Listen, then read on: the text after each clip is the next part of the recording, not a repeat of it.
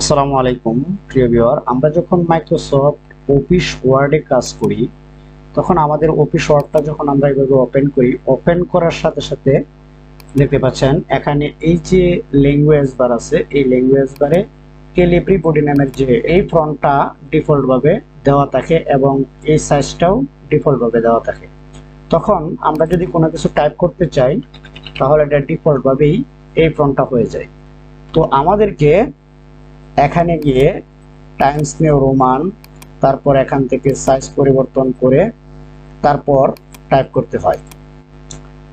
তো পেজটা ওপেন করার সাথে সাথে যদি এখানে টাইমস নিউ রোমান এবং আমার পছন্দ মতো সাইজ শো করে তাহলে ভালো হয়। আমি চাচ্ছি যে আমি যখন পেজটা ওপেন করব সাথে সাথে এখানে টাইমস নিউ রোমান থাকবে এবং আমার পছন্দ অনুযায়ী সাইজ এখানে থাকবে। তো এটা যদি আপনি করতে যান তাহলে আপনি কিভাবে করবেন, তো আমি আবারও নতুন করে প্রবেশ করে আপনাদেরকে দেখিয়ে দিচ্ছি।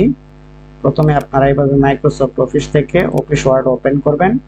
ওপেন করার পরে আপনারা কিবোর্ড থেকে কন্ট্রোল ডি বাটন প্রেস করবেন। প্রেস করার পর এরকম একটি পপআপ চালু হবে। এখানে দেখতে পাচ্ছেন আমি টাইমস নিউ রোমান সিলেক্ট করলাম, তারপর এখান থেকে রেগুলার সিলেক্ট করাই থাকবে। এই যে দেখতে পাচ্ছেন এখানে ডিফল্ট ভাবে 11 দেওয়া আছে, তো আমি এখানে একটু নিচের দিকে আসবো, এসে আমি ডিফল্ট ভাবে 18 সেট করতে চাচ্ছি।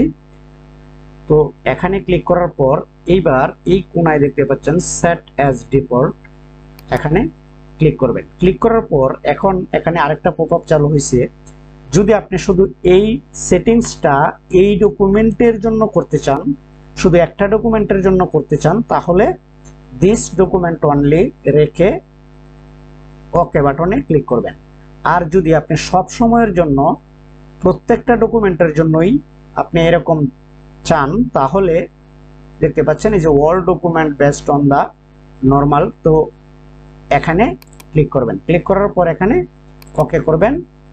এইবার আমি যদি নতুন করে আরেকটা ডকুমেন্ট ওপেন করি, দেখি আমার ফন্টটা আমি যেটা এখন সেট করছি এটা আসে কিনা।